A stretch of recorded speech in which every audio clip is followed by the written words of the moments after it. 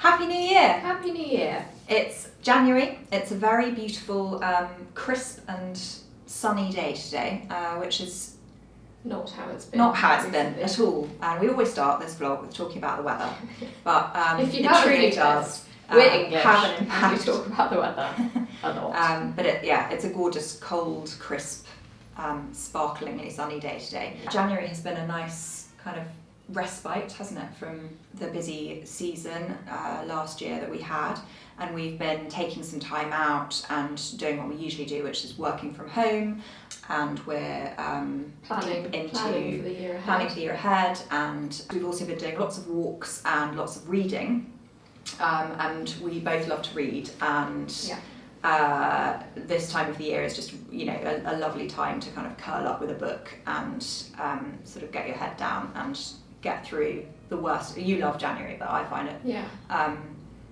a bit monotonous. And then it's followed by February, and then it's followed by March. Well, I love January because the garden is technically, people say asleep, it's very much not asleep. Like, there's definitely things happening if you look carefully enough and if you know what you're looking for, but the pressure of doing stuff is off, and everything's very slow, and it's all happening under the surface. Yeah, it's all under the surface, but I can see the garden in its entirety, which you can't really see when all the plants are big in the summer and the weeds are growing, and it seems a lot more kind of overwhelming. But at this time of year I can do all the sort of tidying up bits, which I love doing. I'm trying to learn how to do slightly less of that and to let the garden sort of do its own thing naturally, so not clearing everything so quickly, leaving that until spring, you know, leaving sort of natural mulches that are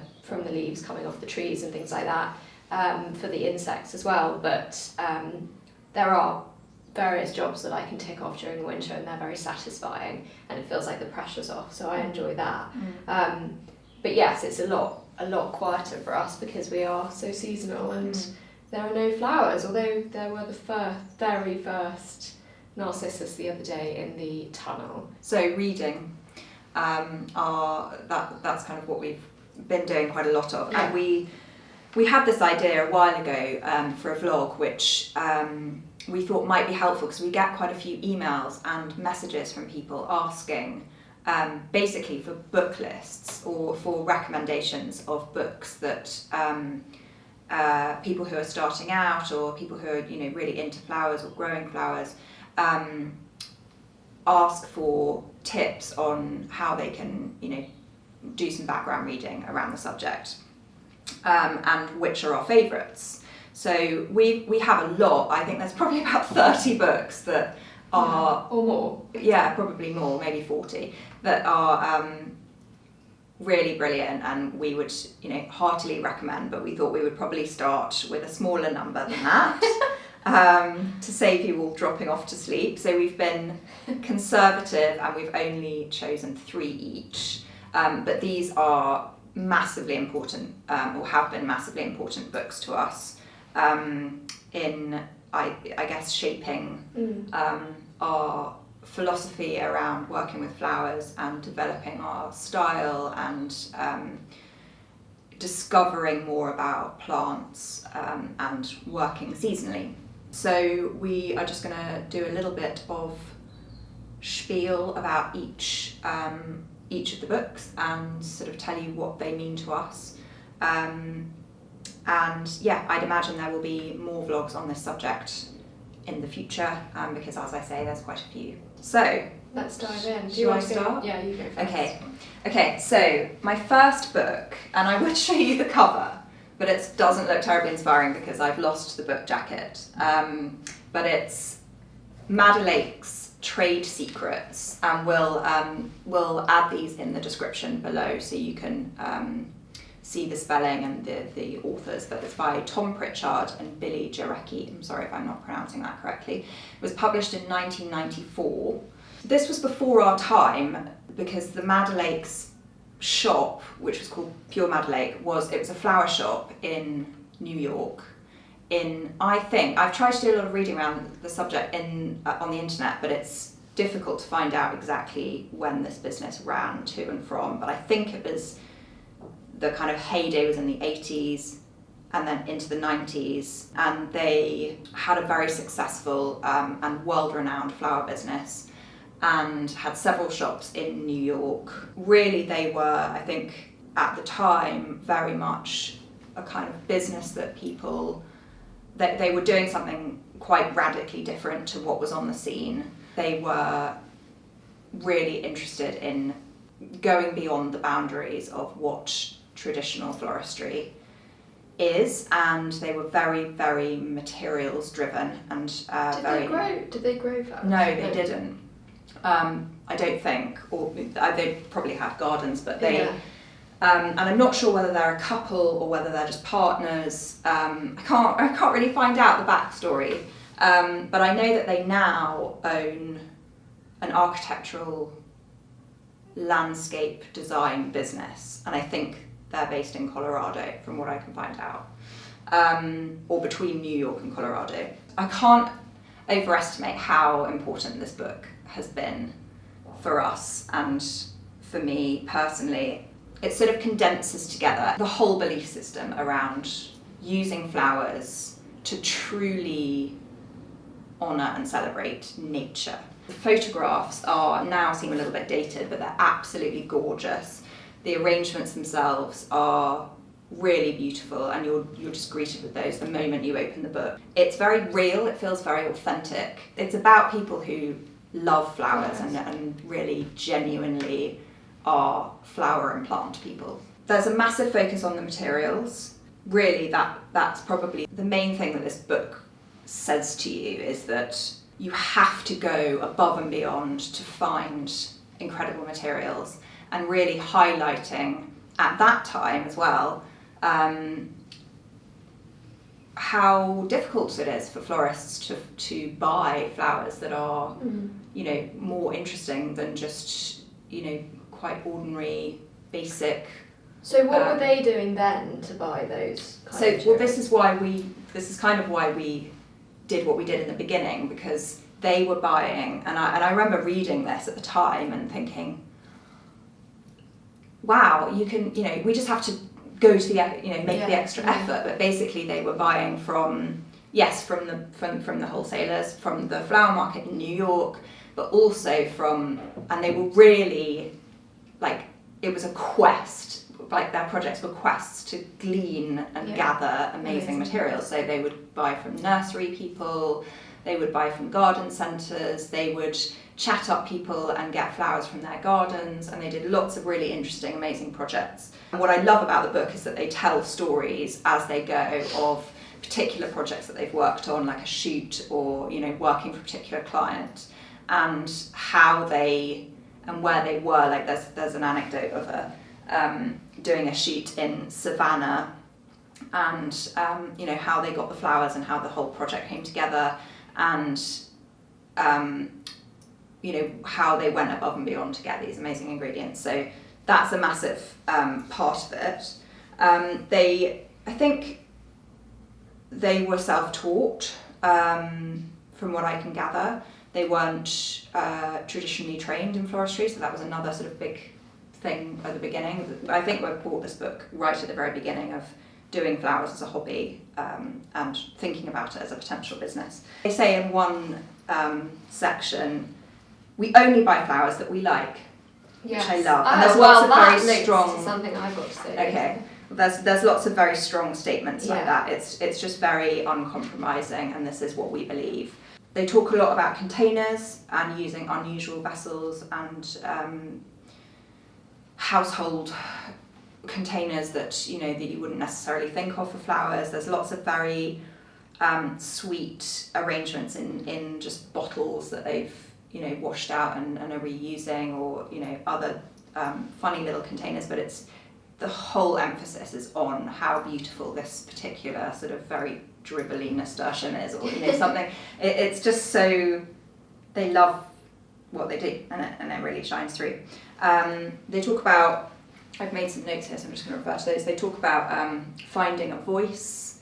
sourcing flowers. There's a whole section on the auctions and buying from wholesalers and buying from farmers markets. There is a book list, a really great book list on towards the end of the book that has other recommendations for really brilliant books, all about floral design, styling. There's lots of Constance Spry books in there, Japanese arrangement. She must have been quite an influence. I think so. Right. My next book is this enormous tome called The Art of Arranging Flowers, a complete guide to Japanese ikebana. I mean... Do you take that to bed with you? Yeah, there's no room for anyone else. Other than Did being... you steal that from a library? No, I bought this second hand. Okay. So one thing to say about this book is, again, so this was published in, let's check my notes, 1966. And this was a Christmas present to myself, I think, a couple of years ago. It was a bit of an extravagant gift to myself because it was pretty expensive. It's obviously out of print. I had to search a bit to find it, but I think I found it on Abe Books. But I'm sure you can track it down. Maybe if you save a search on eBay or on Amazon, you'll be able to track a copy down. There are a few around. I've seen other ones available. It's a really fascinating account of the history of ikebana as an art form in Japan. So there's a whole section on the history and the development of this art form over the centuries.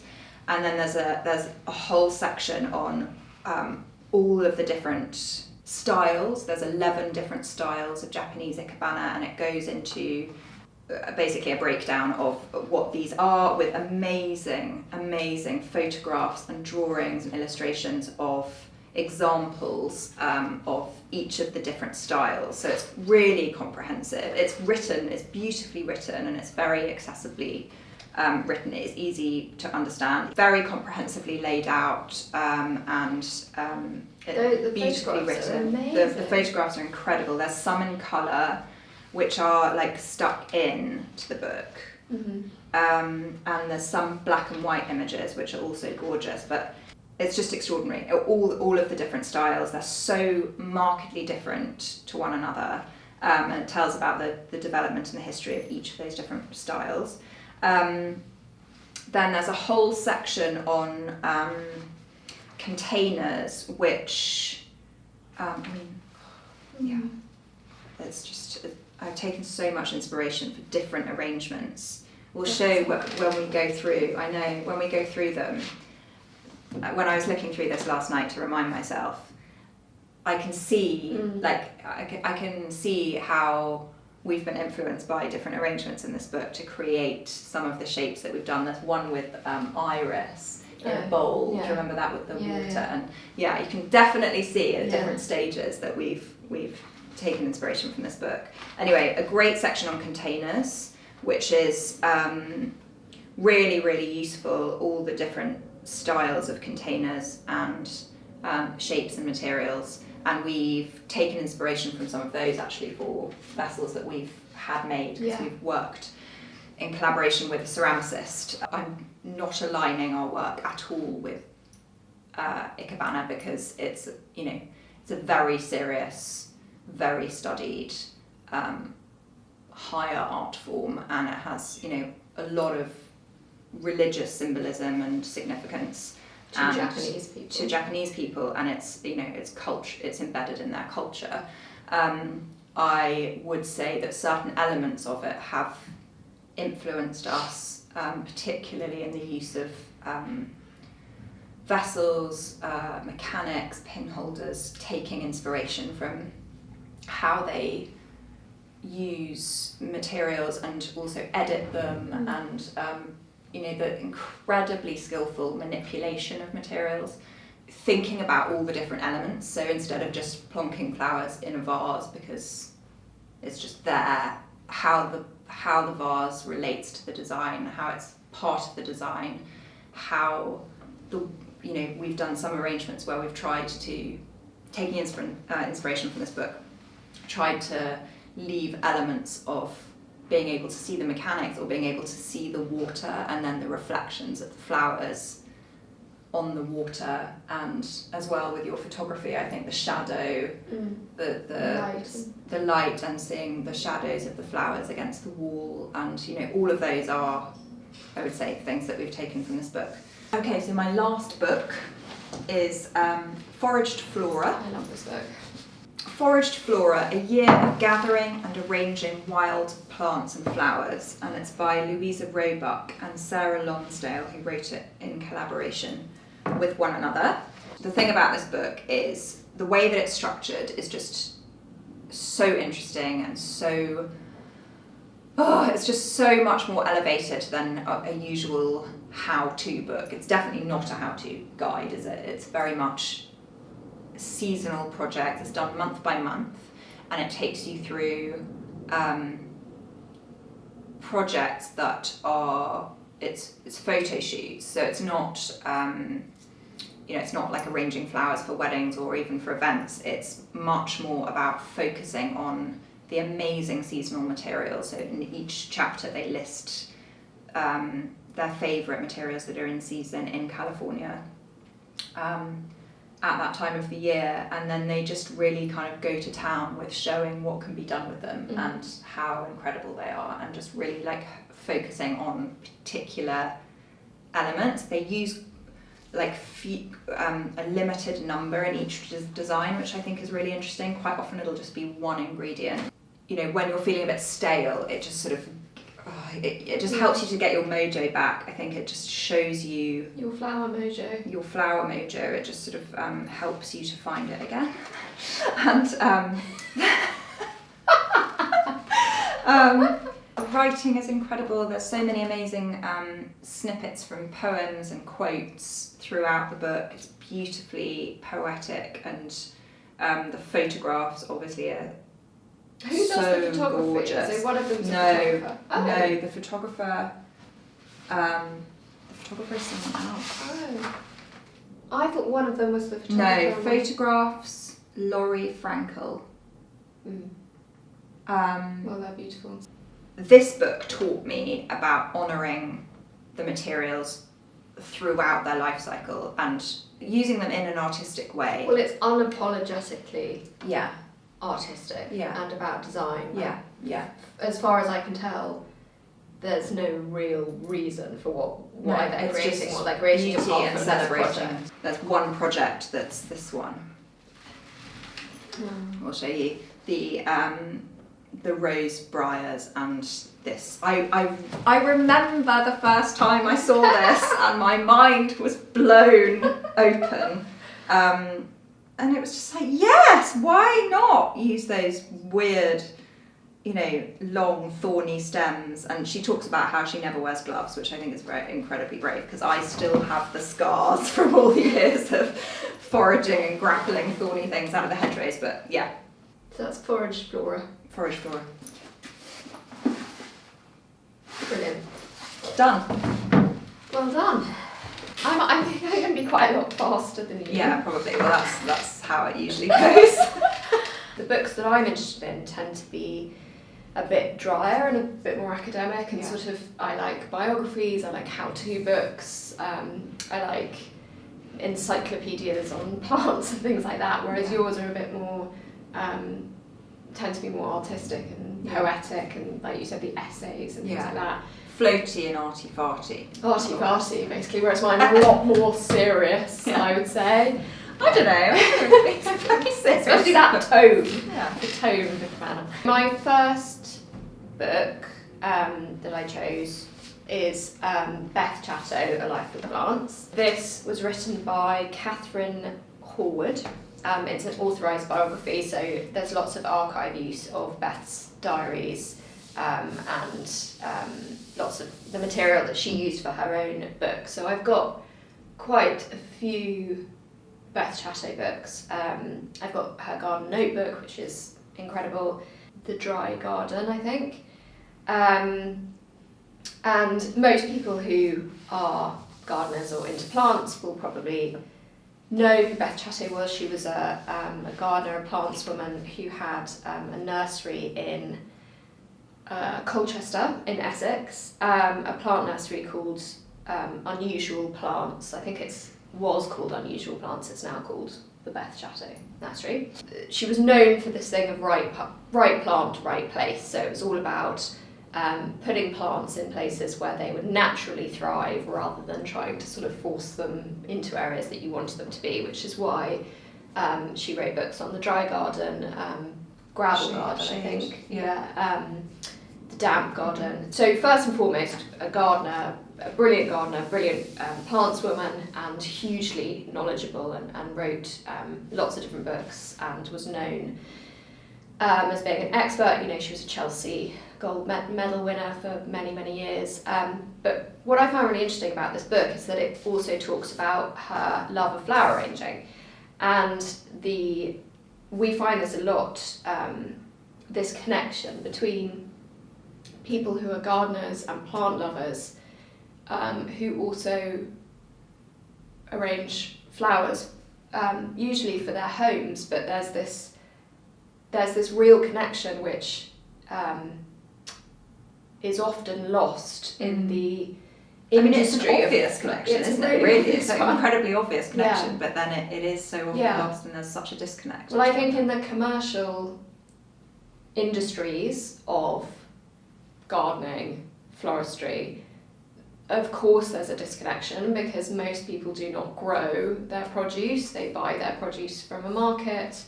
It's the same with, you know, restaurants and chefs. They're not the people connected to where things are being grown, so there is a disconnect, and a lot of the time in floristry there's very little awareness of the actual plant that the flower came from, how it was grown, where it was grown, who grew it, who cut it.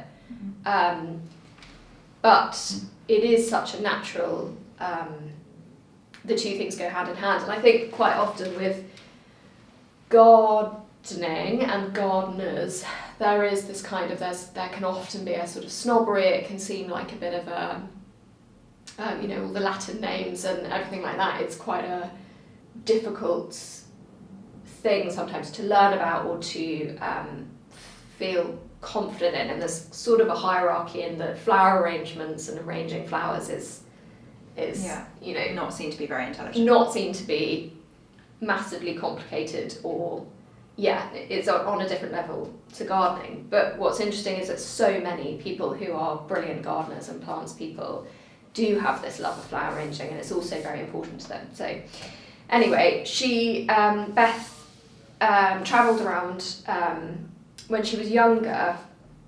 I think when she had young children, sort of when she was starting out with her nursery, she travelled around giving flower demonstrations with buckets of materials that she'd cut from her plants. So it's kind of all part of the same thing, as in, I think she was selling a few plants, but she was also saying, look what you can then do to create flower arrangements.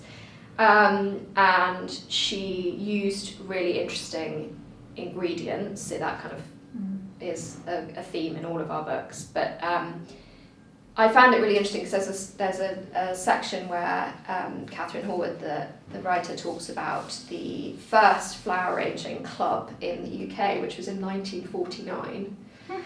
And it was seen as a morale boost for women and as a sort of creative outlet for them following the war.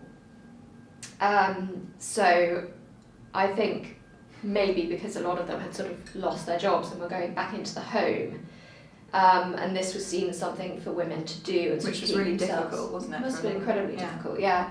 Beth took some influence from Constance Spry as well, who's sort of a contemporary, I think, in the 50s, 60s, who came to do a demonstration at the Saxmundham. Yeah, I've never known how you pronounce that. Saxmundham flower arranging club, which was the club that Beth was part of. I think it was one of the first ones. And also this quote of leaving room for the butterflies to go through the flower arrangement, which I so many people didn't know where that was from, and of course it was Constance Spry who said it. Yeah. So that was really interesting. I learned that in this book. But anyway, Beth was also fascinated by Japanese ikebana, and especially by the concept of the, what do they call it? The asymmetric triangle. In her copy of the book, Beth underlined in red. I love that she underlined in red everything that she was interested in. That's very you. Yeah. It represents heaven, man, and earth, and is founded on the Confucian teaching that man identifies himself with both heaven and earth. Its fundamental idea is the suggestion not only of the living plant, but its surroundings and the condition under which it grows. So that was, I just thought that was really interesting. There's some pictures in here of some of Beth's flower arrangements as well. And there's a really lovely description of one that she made in the 50s. In spring, she brought out a large pewter platter on which she would create a miniature garden scene. A piece of wood would become a small tree, the support covered in moss with primroses and snowdrops coming out of it, all surrounded by a shallow pool of water, like a picture of woodland. I love the description of that. I think it's so beautiful. Quite interestingly, that this is in the late 50s, 60s.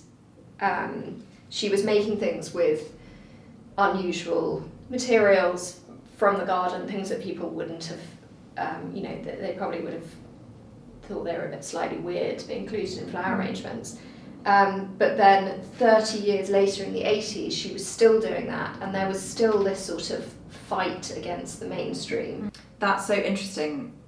This is such a recurring thing in these books, is that they're kind of doing something different. And in the Trade Secrets book, those guys were, in fact, there's a very impassioned essay at the end where they talk about how what they hope for the future of working with flowers, and that people will embrace a new way of working, the whole industry will change. And I don't know whether it hasn't. No, but I just wonder whether they're seeing, whether they've seen anything that they hoped for in terms of that, that has changed at all since the 80s. I don't know. Maybe it has in small pockets. I don't know. But yeah. This is she wrote. She also picked up so this is in the 60s. She picked up on a change of direction in flower arranging. Gone the pie dish and the few stiff leaves, the well-defined focal point. However, 30 years later, in 1984, Beth felt even more strongly that there was little originality or concern with the beauty of single flowers and leaves, all too much like floristry, perhaps because they choose flowers to last. So that's that one. And the second one is Weeds by Richard Mabey, the story of outlaw plants. Richard Mabey, brilliant nature writer. I've also got lots of his books, Flora Britannica and Food for Free. It's a really good one about foraging food, Cabaret of Plants. I love him as a writer. He's absolutely brilliant. He manages to make something that is, the man knows his stuff, but something that's quite academic, could be quite dry. He manages to make it really accessible. He's funny, anecdotal. It's just endlessly interesting. Very human. Very human and passionate about what he's writing about. And I first read this book when we were starting with our garden, which was 6 or 7, maybe 8 years ago. And we started our garden completely from scratch. There was an enormous thicket of brambles. It was on the edge of a field, and there was a lot of things that we had to sort of dig out, and we created it from nothing, dug out all the brambles, created the beds. As we created our beds, the weeds started to emerge, and as anybody who has a garden knows, it's a constant fight against weeds to stop them invading and smothering your plants and all the rest of it. But as I was learning how to garden and how to grow flowers, I was also learning about the weeds, and learning, rather than thinking, well, there's another sort of green thing that's popped up. I think because I didn't know very much about them, I would be like, well, that's really beautiful, that's got beautiful leaves, and then realise it was a weed and it wasn't planted. And then I became interested in knowing the names of them and being like, well, it has a name just like any plant. And then reading about the history of them, and also learning about that weeds are these plants that are native to certain areas. So, or they'll grow, you know, that you'll have a lot of different weeds in certain areas because of what has been there before, like nettles and things like that tend to grow where there's been a history of human settlement and things like that, and how far back these weeds, I mean, they've been there since, you know, the dawn of time, and they'll be there a long time after we're all gone. And I find that absolutely fascinating, the history of them, how their names have changed, the sort of religious connotations. You know, a lot of them would have been thought of in very superstitious ways in sort of the Middle Ages and things like that. But also their use, medicinal use, food. I mean, you know, we used to eat a lot of them, still can if you know what you're looking for. Buy food for free by Rich Maybe, and then you can identify them. We also started to use weeds in arrangements, and we talk about this quite a lot in our classes, because they're a natural material just like anything else. If you learn certain ways of treating them, they also last in flower arrangements. So just because you didn't decide to plant something there, like if it's self-seeded and it naturally occurs there and it's quite happy and it's not throttling your other plants to death, then why not let it be, and it provides food for the pollinators and things like that.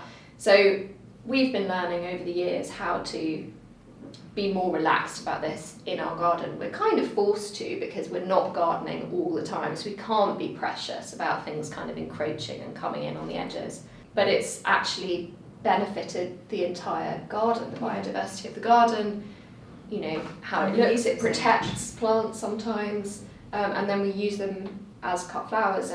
So yeah, this book is so good, and it's really interesting if you're trying to identify weeds as well, I think, because it's got the common names and the Latin names. Weeds' filaments of life seem as persistent and pervasive as myths. They survive, entombed in the soil for centuries. They ride out ice ages, agricultural revolutions, global wars. They mark the tracks of human movements across continents as indelibly as languages. And then he goes on to talk about somebody called Edward Salisbury, born in 1886. When he was still a teenager, he showed signs of curiosity that was to mark out his work as a botanist. He found a plant he didn't recognise growing on a heap of flints near Harpenden and sent it to Kew Gardens, where he was later to work, for identification. They informed him it was a North American species called ragweed, a scruffy member of the daisy family and the most notorious cause of hay fever in the USA. Salisbury then made inquiry, as he put it, which revealed that the flints had been brought from America to England as ballast in a ship. Wow. The ragweed seeds, they're armed with spines, must have clung to the flints, survived a transatlantic voyage, and then found the environment of the Hertfordshire roadside a passable substitute for the American brush. Brilliant. So brilliant. So good. And then this was also beautiful. He talks, has a few sections on poetry, and I just thought this was really beautiful. This is John Clare's poem called Childhood. The mallow seed became a cheese, the henbane's loaves of bread. A burdock leaf, our tablecloth, on a tablestone was spread. The bindweed flower that climbs the hedge made us a drinking glass, and there we spread our merry feast upon the summer grass. And that made me think so much of when we were children and we would play in the fields and build dens and things like that and pick wildflowers, and it's just, I think that's so brilliant. And my third book is by Georgie Newbury. This is The Flower Farmer's Year. Georgie is a flower farmer in Somerset in the UK. When we were starting to grow, I went on a day's workshop down at Georgie's farm in Somerset, I think it was called Flower Farming for Beginners or something like that. And I wasn't there. You weren't there, so you don't know. You went without me. But I had no knowledge of growing flowers. And when I say no knowledge, I really mean absolutely nothing whatsoever. And I went to this workshop